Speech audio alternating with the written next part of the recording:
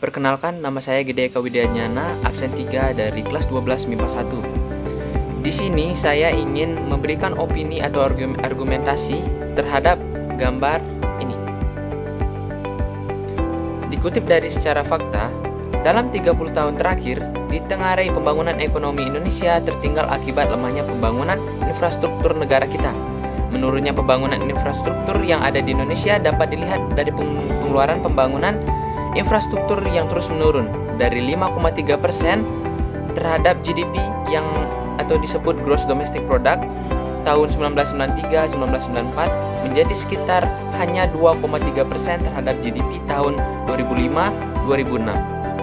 Hanya mencapai 1,8% terhadap GDP dalam APBN 2011. Padahal dalam kondisi normal, pengeluaran pembangunan untuk infrastruktur bagi negara berkembang adalah sekitar 5-6% dari GDP.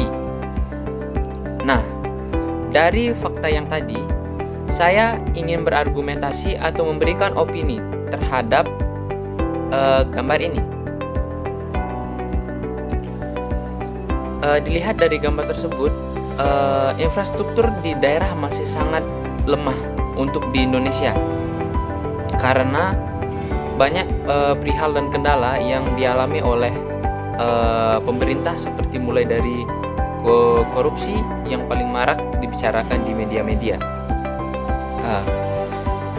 Menurut saya atau opini saya, lebih baik pemerintah mefokuskan infrastruktur di daerah-daerah terlebih dahulu ketimbang seperti pembangunan jalan tol atau pembangunan gedung-gedung lainnya yang bersifat sangat tidak masuk akal dan sangat tidak berguna, seperti pembangunan di DKI Jakarta yang menaruh bambu di luar hanya untuk menunggu lapuk. Karena imbas dari infrastruktur bukan hanya berdampak kepada ekonomi, dan juga akan berdampak kepada sistem pendidikan kita. Pendidikan kita sudah tertinggal selama 128 tahun dari negara-negara lainnya. Karena seperti yang gambar tadi, banyak anak-anak yang masih menyeberang dengan jembatan rusak hingga mempertaruhkan nyawanya hanya demi mendapatkan pendidikan.